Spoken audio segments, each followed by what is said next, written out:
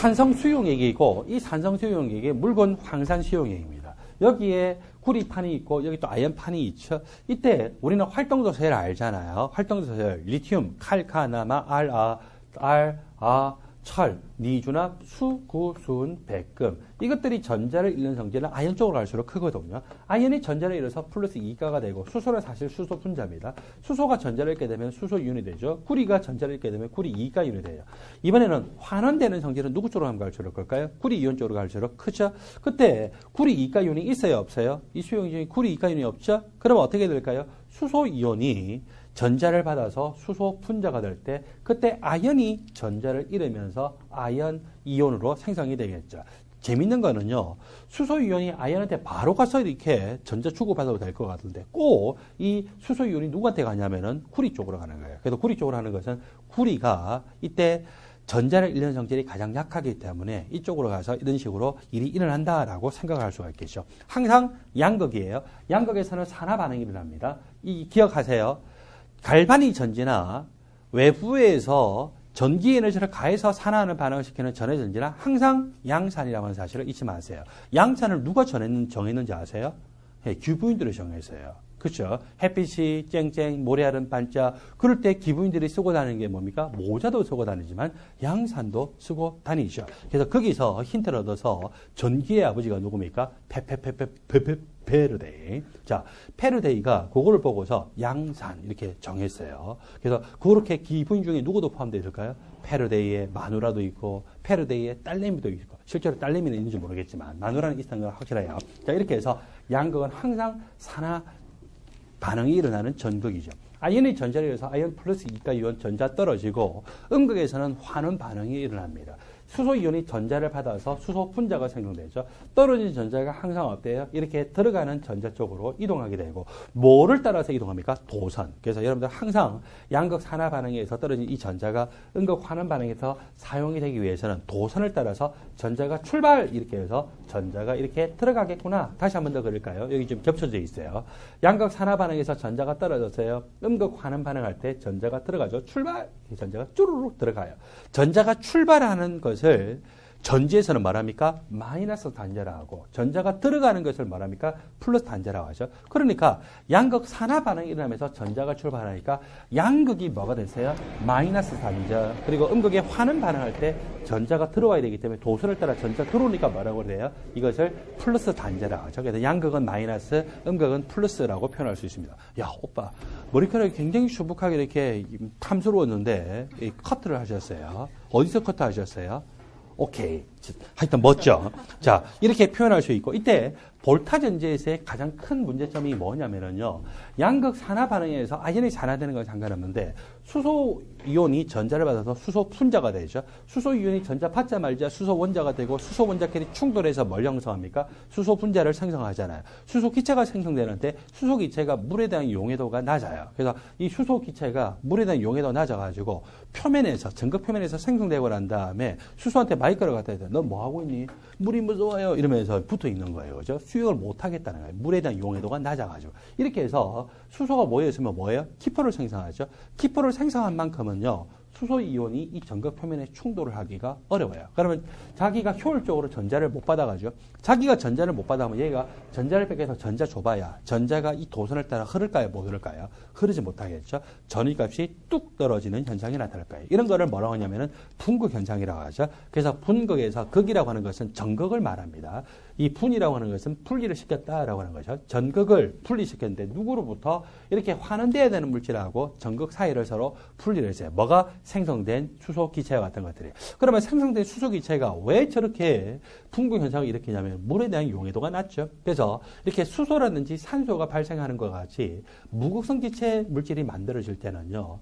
이렇게 물에 대한 용해도가 낮은 무극성 기체 물질이 만들어질 때는 분극 현상이 생기는 경우가 많더라. 두 번째로 다니엘 전지야. 볼타 전지가 언제 나왔냐면 1799년도인데 보통 공식적으로는 1800년도라고 이야기해요. 다니엘 전지 연도가 어떻게 돼요? 1836년이니까. 야, 도대체 원 제너레이션 우리 요즘에는 30년으로 보잖아요. 그거보다도 훨씬 많이 걸렸죠. 그 사이에 뭐 했을까요? 예, 소고기나 구워 먹지. 자, 이렇게 해서 다니엘 전지인데, 다니엘 전지하고 위에 볼타 전지의 가장 큰 차이, 항상 똑같아요. 양산. 양극에서 산화 반응이 일어나고, 음극에서 환원 반응이 나죠. 산화 반응에서 아연이 전자를 잃고, 이번에 환원 반응에서 수소 이온이 전자를 받는 것이 아니라, 누가 구리 이가 이온이 전자를 받아서 구리 금속으로 환원이 되고 있는 것을 볼 수 있죠. 자, 이것이 제가 여러분들에게 조금 전에 전지의 정의를 설명하면서 이야기를 했던 것입니다. 그래서 이렇게 아연이 산화가 되고요. 구리 이온이 전자를 받아 환원하죠. 양산, 양극에서 산화 반응이 일어나고 음극에서 환원 반응이 일어납니다. 산화 반응이 일어나면서 전자가 떨어나와서 전자가 출발하죠. 전지에서는 전자가 출발하는 단자를 말합니까? 마이너스. 전자가 도선을 따라서 들어가는 이 단자를요, 플러스 단자라고 합니다. 플러스하고 마이너스는 양극, 음극과는 직접적인 상관관계가 없어요. 플러스 마이너스는 항상 어떻게 구한다고요? 전지가 회로, 닫힌 회로에서 도선을 따라 출발하는 전지의 단자를 뭐라 한다고요? 마이너스. 전자가 들어가는 단자를 플러스. 그거 언제 배웠어요? 중학교 때 다 배웠죠. 그래서 중학교 때 여러분들이 닫힌 회로 이렇게 다 배우고 난 다음에 닫혔죠? 이게 스위치가 닫혀 있는 상태인데 긴 쪽이 플러스, 짧은 쪽이 마이너스. 이것도 이제 약속이에요. 전자가 어디서 출발하던가요? 여기서 출발하잖아요. 그 전자가 어디로 들어가요? 플러스로 들어가죠. 여러분들 이미 알고 있어요. 이게 지금 전지예요. 그래서 이 전지의 마이너스 한자, 전지의 플러스 한자고. 그러면은 저렇게 수용액이 찰랑찰랑하는 부분 어디일까요? 요 안에 지금 다 있는 거예요. 그래서 그렇게 여러분들이 생각하시면 돼요. 양산, 양극에서 산화 반응, 음극에서 환원 반응. 산화 반응이라면서 전자가 출발하게 되고 환원 반응할 때 전자가 들어와서 전자를 받음으로써 환원하게 되겠죠. 산화 반응에서 전자가 떨어져서요. 환원 반응에서 전자가 사용이 되고 있잖아요. 이렇게 산화 반응에서 떨어진 전자가 환원 반응한테 사용이 되고, 그러면 전자가 여기서 출발해서 이쪽으로 들어가야 되죠. 전자가 출발하는 단자니까 마이너스, 전자가 들어가니까 플러스라고 이야기하죠. 그래서 양극이 마이너스라고 이야기를 했습니다.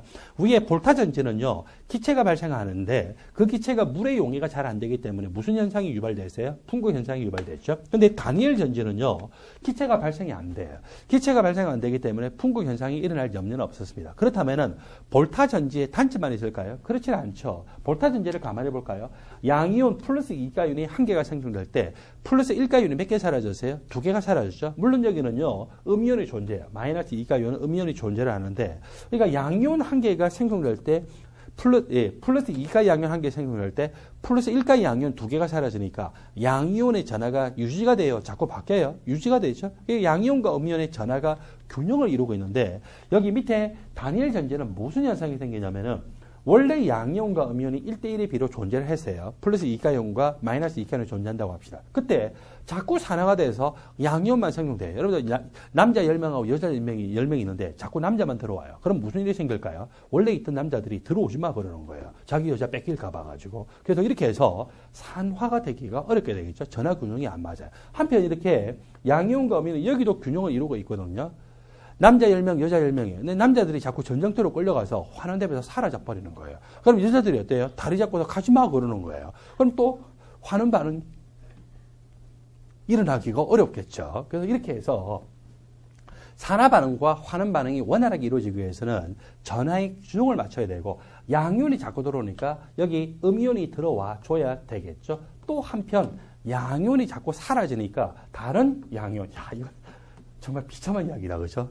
예, 누군가는 전쟁터에 끌려가서 환원되어서 사라지고 또 다른 양이온이 딱 들어와서 깨차고, 자, 하여튼 비참한 이야기지만 어쩔 수 없어요. 이게 자연계에 돌아가는 원리인 것 같아요. 그렇죠? 자, 그래서 여러분들은 가능한 한 이 전쟁터에 가긴 가되 어때요? 항상 100% 살아 돌아오세요. 가면 100% 살아 돌아온다. 시험 치면은 100% 합격한다. 그리고 모두에 출마하면은 무조건 당선된다. 뭐 이런 거, 그런 삶을 살도록 하십시오. 그러려면은요, 준비를 많이 해야 돼요. 지금 여러분들이 엉덩이에 땀이 배일 정도로 열심히 공부하는 것은 바로 그런 준비를 하고 있는 거다. 그죠? 합격!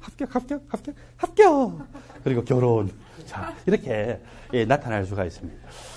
이렇게 해서 이 양이온과 음이온의 전하의 균형을 맞춰주기 위해서 이온의 이동 통로 역할하는 것이 바로 염다리. 염다리 가만히 보면요. 음이온을 주고 나면 자기가 음이온이 부족하잖아요. 반대편에서 가지고 와요. 양이온을 주고 나면은 양이온이 부족하죠. 또 반대편에서 가져오죠. 그러니까 염다리가 음이온을 이쪽으로 줬는데 어느 쪽으로 줬냐면은요. 양극 쪽으로 줬죠. 그럼 어디서 출발일까요? 음극에서 출발해요. 그래서 이 염다리를 통해서 이동하는 음이온은 음극에서 출발해서 염다리를 거쳐서 반대편으로 가는구나. 그 다음에 양이온이라고 하는 것은요. 분명히 음극으로 들어오고 있죠. 어디서 출발했을까요? 양극 쪽에서 출발해서 염다리를 통해서 이동하겠죠. 그래서 양이온은 염다리를 거쳐서 이동할 때 양극 쪽에서 출발을 해서 이쪽에 가게 되는 거구나. 양극이 담겨있는 그 전해질 수용에서 출발해서 가는 거구나 라고 볼 수 있어요. 그러니까 염다리는 자기가 갖고 있는 양이온, 음이온을 줄 뿐만 아니라 아예 어때요? 양이온이 자기가 주고 나면 또 양이온 보충하고 음이온 주면은 음이온을 보충하기 때문에 이온에 무슨 통로한다고요? 이온의 이동 통로 역할을 한다라고 하는 것을 반드시 조심을 하도록 하세요. 여러분들 다니엘 전제 제일 아래쪽에 보니까 볼타 전제의 차이점을 이야기를 하고 있죠. 자, 다니엘 전제는요. 보시다시피 기체가 발생하지 않아요. 기체가 발생하지 않기 때문에 풍국 현상에 의해서 기전력이 떨어지는 일이 발생하지 않죠. 대신에 반드시 염다리가 필요하다라고 하는 것을 조심을 하시기 바랍니다. 전지를 표현할 때는요, 우리가 이런 식으로 이 표현을 했어요. 다니엘 전지 이런 식으로 표현했는데, 이 더블 바가 뭘까?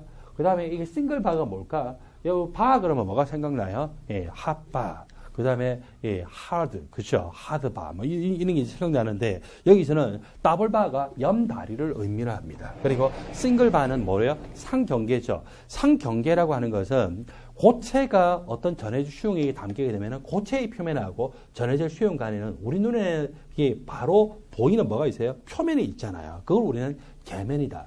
그래서 표면, surface인데 서로 다른 surface와 surface 사이이기 때문에 사이인데 그냥 사이 그래요. 자, 사이 하여튼 고마워요. 그대가 우리나라의 그 이름을 만방에 떨쳐줘서 고맙습니다. 충성. 네. 존경. 자, 어쨌거나 간에. 자, 이렇게 해서 싱글 바라고 하는 것은요, 인터피스를 나타내는 거예요. 계면을 나타내고 항상 고체 금속과 전해질 수용액 사이에서 저렇게 경계가 존재하죠. 싱글 바는 상경계, 더블 바는 뭐라고요? 염다리로 이렇게 표현됩니다.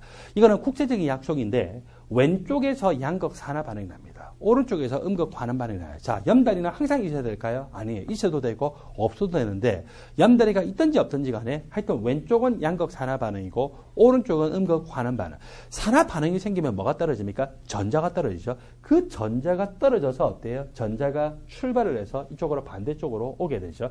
전자가 출발하기 때문에 단자부는 뭐랍니까? 마이너스. 그래서 여러분들은 전지 표현식 보니까 왼쪽에 항상 뭐라고 표현되어 있어요? 단자부가 마이너스, 오른쪽에 플러스로 되어 있는 것은 전자가 왼쪽에서 출발해서 오른쪽으로. 왜 왼쪽에서 출발해서 오른쪽으로 갈까요? 오른쪽에서 출발을 되는데, 그럼 오른쪽에 출발하면 어떻게 돼요? 오른쪽에 출발하면 이렇게 하면서 뭉개고 가죠. 그걸 잘 전환할 것이는 거죠. 그래서 여러분들이 왼손잡이인 분들이 있어요. 우리 아들내미도 이제 왼손잡이인데, 왼손잡이들, 우리 아버님도 또 왼손잡이에요. 원래 저도 왼손잡이였대요. 근데 아버님이 왼손잡이를 하다 보니까 우리나라에 이렇게 선입견이 있잖아요. 그죠? 그래서 엄청나게 차별을 많이 받아가지고, 장남인데 차별을 많이 받아가지고, 그러니까 어른들한테 꾸중을 많이 들었던 거예요. 그래서 어릴 때 제가 기억이 나요. 아버지가 왼손 쳐지 마. 우리는 아버님이 하지 마라고 그러면은요, 진짜 그게 맞는 줄 알거든요. 그래서 그 당시에는 제가 하나님을 몰랐기 때문에, 아버님이 진짜 하늘 같은 존재였기 때문에, 지금도 물론 마찬가지예요. 왜냐면은 이 대리를 하기 때문에. 그죠? 부모님은 항상 그렇기 때문에. 그래서